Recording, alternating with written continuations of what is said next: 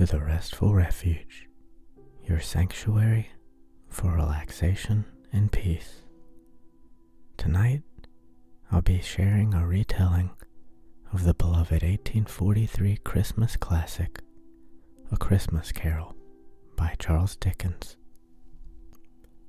Before we begin, take a moment to let go of any lingering worries or anxious thoughts.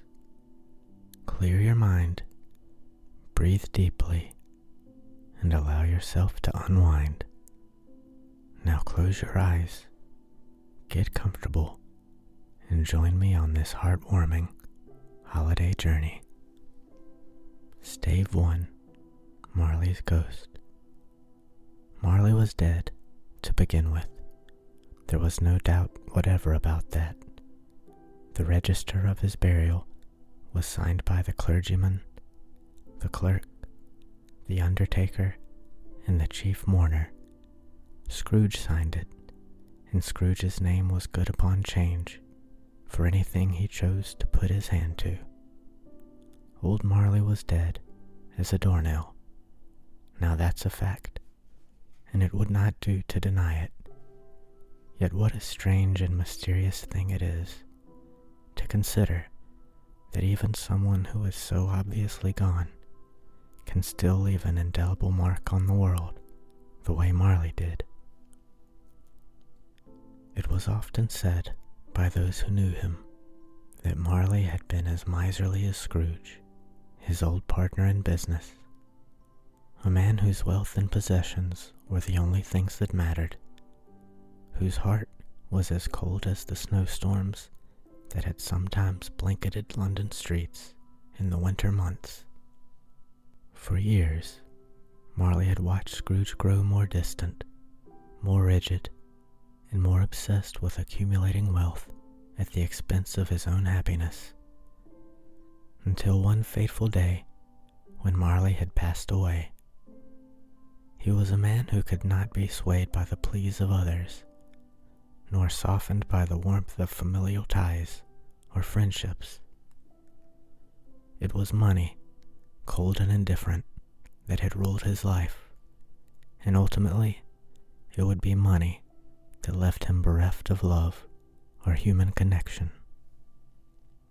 Scrooge, the man whom the world knows now as a miserly, heartless individual, had always prided himself on his prudence. His office, a place of austere gray stone and cold, was a reflection of his soul, a stark, dreary place where warmth was a rare guest. The fire that burned in the hearth, barely lit, provided only a whisper of comfort. His clerk, Bob Cratchit, who worked under the man's unyielding gaze, shivered at his desk, his fingers stiff from the cold. But Scrooge, ever the businessman, was too focused on his ledgers and profit margins to notice. The only warmth in Scrooge's heart came from his nephew, Fred, who visited each Christmas with the same cheerful invitation. "Merry Christmas, Uncle. Please join us for dinner." But Scrooge, with his heart hardened by years of selfishness, would always respond with his familiar refrain, "Bah, humbug." He could not understand Fred's joy, nor could he fathom the idea of spending his hard-earned money on such frivolous pursuits. Christmas was a wasteful distraction in Scrooge's eyes, and Fred's invitations only served to remind him of his own isolation. And so the years went on, with Scrooge growing more solitary, more entrenched in his ways, until that fateful night when he would encounter a ghost he would never forget. That night, as the wind howled outside, Scrooge sat in his dimly lit office, hunched over his desk, his mind consumed with the affairs of the world. The only sound in the room was the occasional scratching of his quill pen against the paper. But then suddenly, the door to his office creaked open. A cold wind swept through the room, rattling the window panes, and Scrooge looked up to see a ghostly figure standing before him. The figure was draped in chains, its face twisted in sorrow and pain. It was Marley's ghost, his old business partner, wrapped in the very chains he had forged in life. Chains of greed, chains of neglect, chains that had bound him to the earth, preventing him from finding peace. Scrooge stared at the figure in disbelief, his heart racing. The ghost's eyes, those cold, hollow eyes, met Scrooge's. The chilling words escaped from the spirit's lips. "Scrooge," the ghost moaned, its voice echoing through the room. "I wear the chains I forged in life, the chains of greed, of neglect, of selfishness, and now I am condemned to wander the earth, burdened by these chains. But you, Scrooge, you still have a chance to escape this fate." Scrooge shuddered, his thoughts in turmoil. He could hardly comprehend what he was hearing. It was impossible. Spirits weren't real. They were just stories told to children, to frighten them into behaving. But the sight before him, the cold, sorrowful will of Marley, shook him to his core. Marley's ghost continued, explaining that Scrooge was destined to be visited by 3 spirits that very night. Each spirit would show him a different perspective on Christmas, past, present, and future. And if Scrooge heeded their warnings, he might yet avoid the same fate that had condemned Marley to wander the earth, shackled by regret. "Listen well, Scrooge," Marley's ghost said one final time. "You have been warned. Beware of your choices, for they will shape your destiny."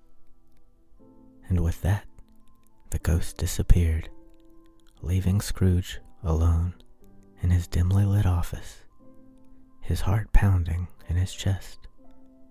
Could it be true? Was this all a dream? Or had Marley's ghost truly come to warn him? Only time would tell. Stave 2. The Ghost of Christmas Past. The first spirit arrived, not with a crash or a loud noise, but with a gentle, ethereal glow. It was the ghost of Christmas past, a figure that seemed to shift in form, one moment a child, the next an elderly sage. Its appearance was a curious blend of both age and youth. Its face, bright with a glow that illuminated the room like the first rays of dawn.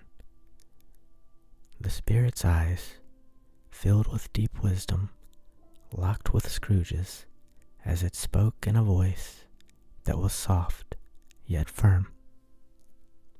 "Come with me, Scrooge," the spirit said. "I will show you the Christmases of your past." Scrooge, though still shaken by Marley's ghost, felt an unexpected pull in his heart. He felt as though he had no choice but to follow, for some unseen force guided him to the spirit's side. The room seemed to dissolve around him, and they were transported to a scene from Scrooge's childhood. The world was a blur of snow, and the sound of carolers echoed through the streets, singing joyous songs of goodwill. Scrooge found himself standing in front of an old schoolhouse, watching as the children within rushed to gather their things. The day had come to a close, and the air was filled with the promise of Christmas. Yet there was no warmth in Scrooge's heart, for he stood alone, a forgotten boy. He had no family to return to, no home that awaited him. His classmates had all gone home, their hearts filled with love and anticipation for the holiday, while Scrooge remained isolated in his loneliness. As he gazed at the window, he could see the families through the glass, laughing, sharing stories, and celebrating together. But Scrooge had none of that. He stood on the edge of the world, looking in at a life he could never touch. The chill in the air seemed to seep into his very bones, and a quiet longing filled his chest. A longing for warmth, for connection, for something more than the cold, empty schoolhouse that had been his only refuge.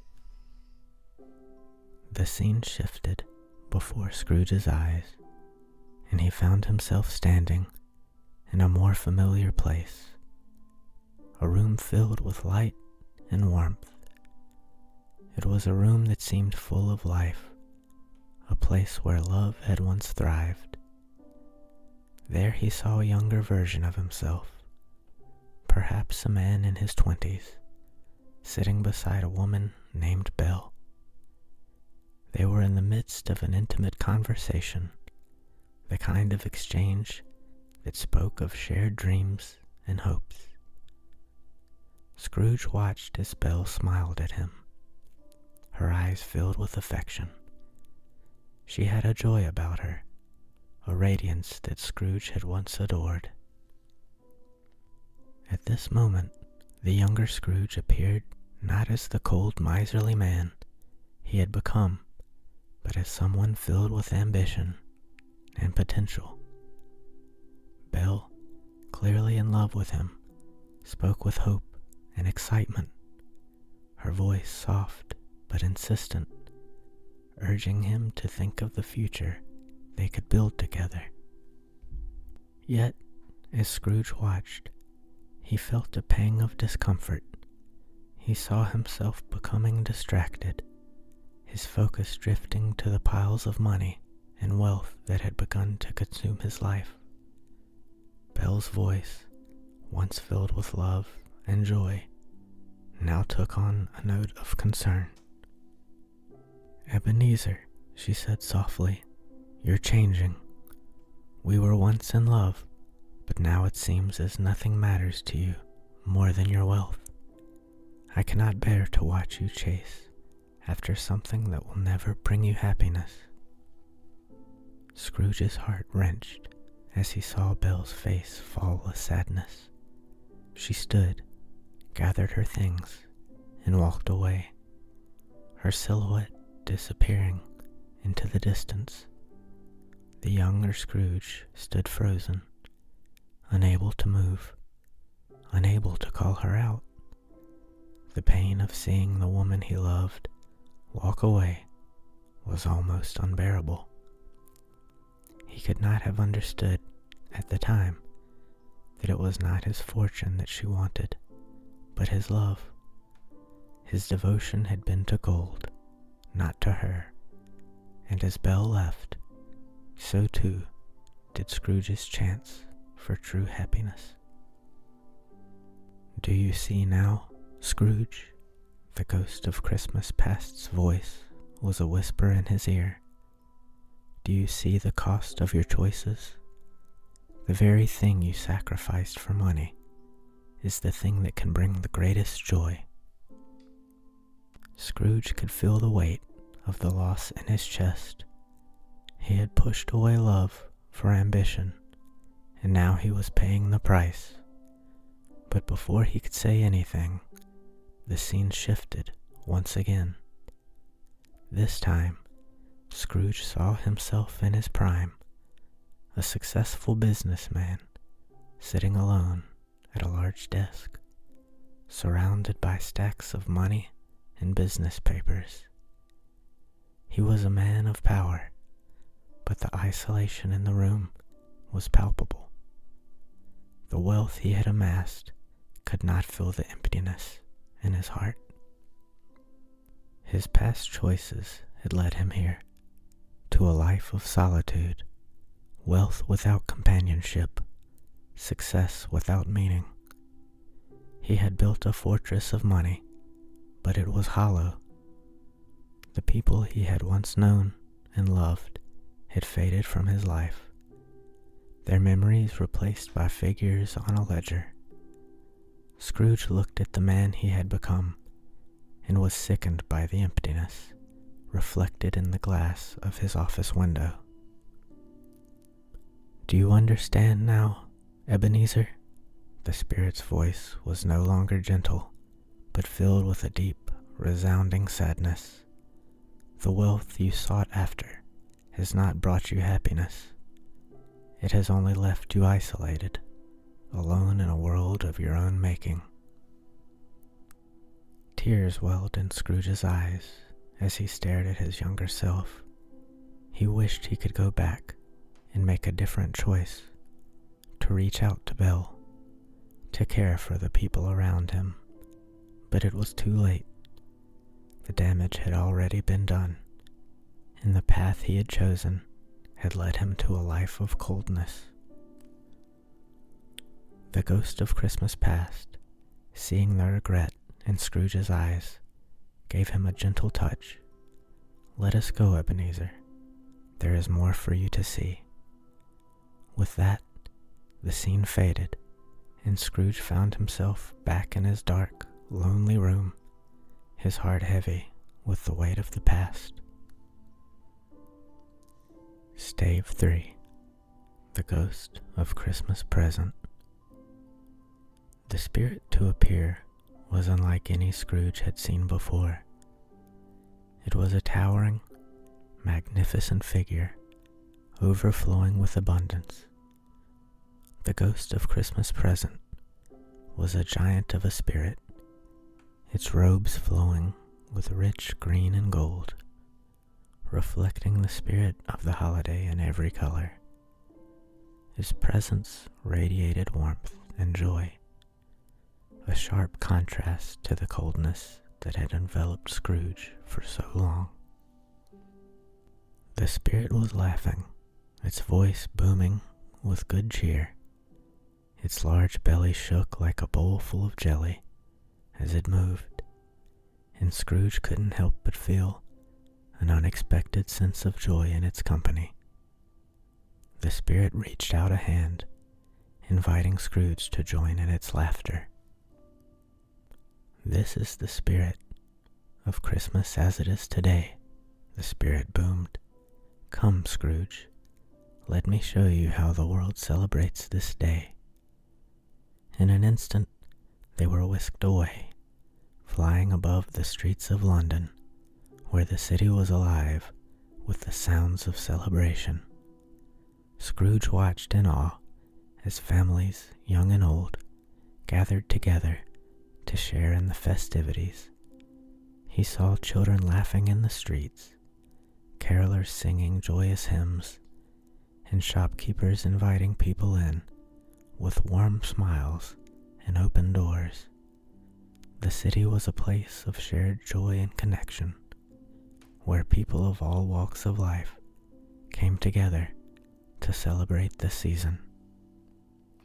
But what struck Scrooge most was the scene of the Cratchit family's humble Christmas dinner.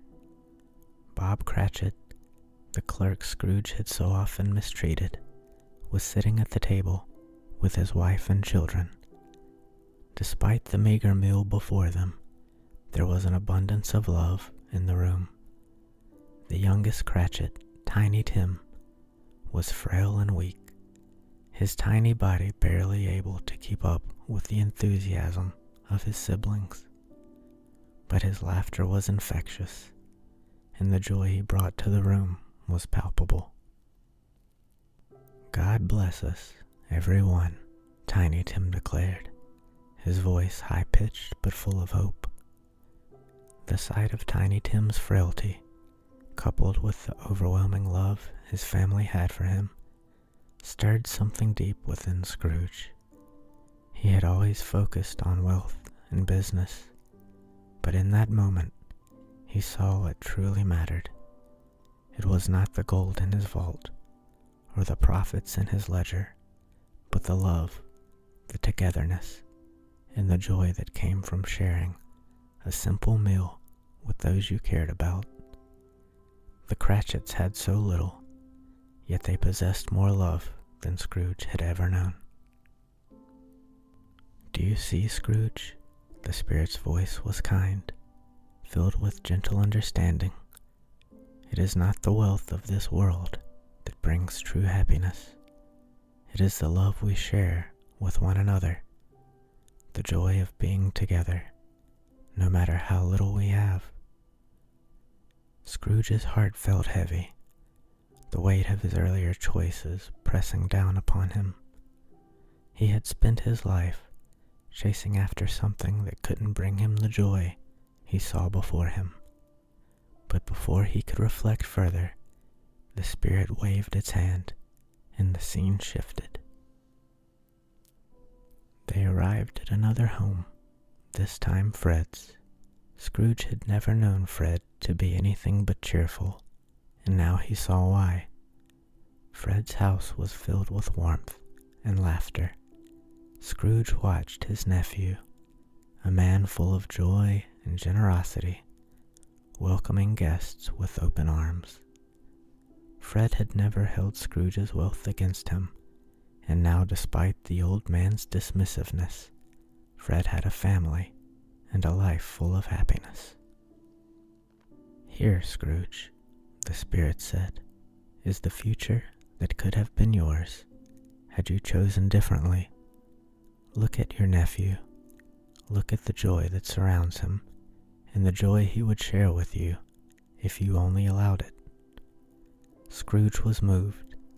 The spirit's time was short. With a final glance, the ghost of Christmas present beckoned him to follow once again. Stave 4. The Ghost of Christmas Yet to Come.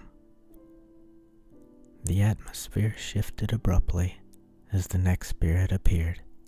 This time, Scrooge felt a chill in the air that had nothing to do with the cold.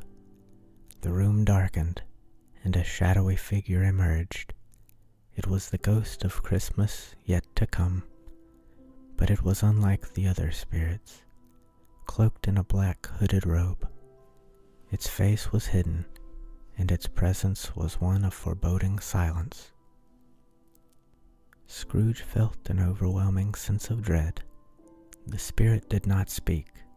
Instead, it beckoned him to follow, its skeletal hand motioning with slow, deliberate gestures. Scrooge hesitated for a moment, but the spirit's presence was impossible to ignore. It seemed to pull him into a different world entirely, one filled with shadows and cold silence. Together, they moved through the dark streets of London, the city now quiet and still, as if time had stopped.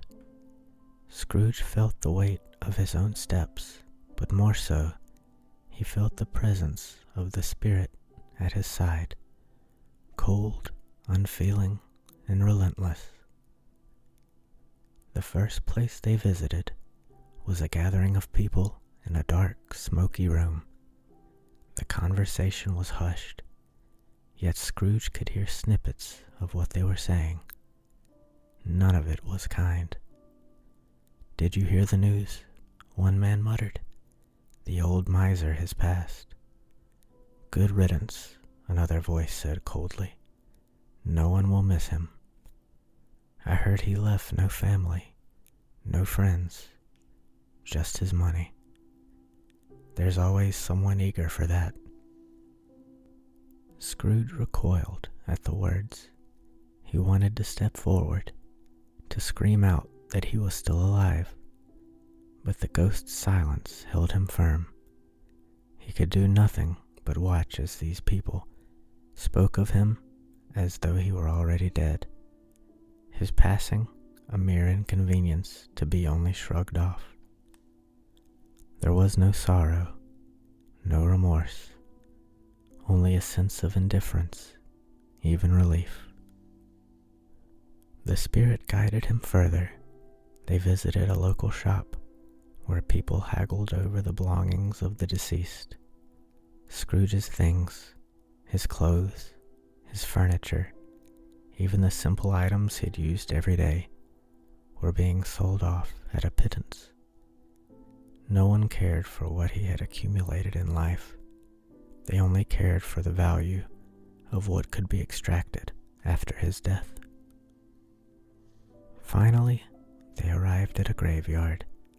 The ground was cold and barren, a stark reflection of Scrooge's life choices. He followed the ghost to a gravestone, standing there alone in the dark. As the spirit pointed to the inscription, Scrooge's heart skipped a beat. The name engraved on the stone was his own. "No," Scrooge cried out, his voice trembling. "This cannot be true. This is not my fate. Please, Spirit, tell me this is not how my life ends. Please let me change." The ghost did not respond. It remained as silent as ever, its hand pointing to the grave, urging Scrooge to face the truth. Scrooge sank to his knees in despair, the reality of his future crashing down upon him. If he did not change, he would be forgotten, alone and unloved. No one would mourn him. His life had been spent in pursuit of wealth, and now there would be no one left to remember him. "Spirit," Scrooge cried out again, his voice filled with desperation. "I understand now.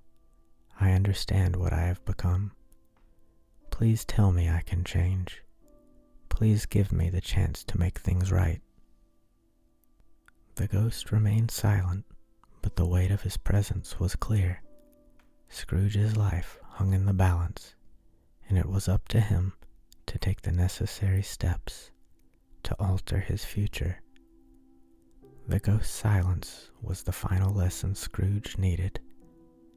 He could no longer rely on time to change him. It was time for action. He had to change, and he had to do it now. Stave 5. Scrooge's Christmas Day. Scrooge awoke with a start, his breath quick and shallow. He sat up in bed, the sunlight streaming through the window. His heart was racing, and for a moment he was disoriented. But as the events of the night flooded back into his mind, he realized something miraculous. He was alive. It was Christmas morning. A wave of relief and joy washed over him. For the first time in many years, Scrooge felt the warmth of Christmas. He felt as though he had been given a second chance, a chance to change, to redeem himself, and to embrace the joy and love that he had so long neglected. He leapt out of bed and threw open the window. The sounds of Christmas cheer filled the streets below. Carolers singing, people laughing, the hustle and bustle of holiday preparations. The world outside was alive with warmth and joy, and Scrooge felt a deep yearning to be part of it. "I haven't missed it," he murmured to himself, a smile spreading across his face. "I still have time. I can make it right." Without a second thought, Scrooge dressed quickly and rushed out the door, determined to make the most of his newfound opportunity. He hurried to the Cratchit household, a large turkey in his arms, determined to bring a Christmas feast to the family he had once so cruelly mistreated. When he arrived at their home, Bob Cratchit was taken aback, but Scrooge didn't wait for an invitation. He walked straight in, placed the turkey on the table, and promised to raise Bob's salary and support Tiny Tim's medical expenses. Bob stood there in shock, unable to comprehend the sudden generosity of his employer. But Scrooge, with a grin on his face and warmth in his heart, assured him that the Cratchit family would never go without again. "I have learned my lesson, Bob," Scrooge said, his voice filled with sincerity. "You and your family are the true wealth of this world. I will do whatever I can to make things right." The Cratchit family, overwhelmed with gratitude, invited Scrooge to stay and join them for their Christmas meal. Scrooge sat at the table, surrounded by love and warmth, something he had never fully experienced before. For the first time, he felt the true joy of Christmas, the joy of giving, of loving, and being loved in return. As they ate, Tiny Tim raised his glass and said in his sweet, high-pitched voice, "God bless us, every one." Scrooge's heart swelled with emotion. He had not only changed his own life, but he had made a difference in the lives of others as well. The joy he felt that day was a joy unlike anything he had ever known. From that day forward, Scrooge became a beloved figure in London. His wealth, though still substantial, was no longer his obsession. He focused instead on building meaningful relationships, helping those in need, and living a life of generosity and kindness. He became a friend to the Cratchit family, ensuring Tiny Tim's health improved and that Bob Cratchit was always well cared for. He had once been a man who lived for himself, but now he lived for others. He celebrated Christmas not just as a holiday, but as a way of life. Every year, he opened his doors to friends, family, and even strangers, sharing the warmth and love he had once so callously rejected. And as he stood on the doorstep of his home on Christmas Day, surrounded by the laughter and joy of those he had come to love, he would smile and say, "God bless us, every one."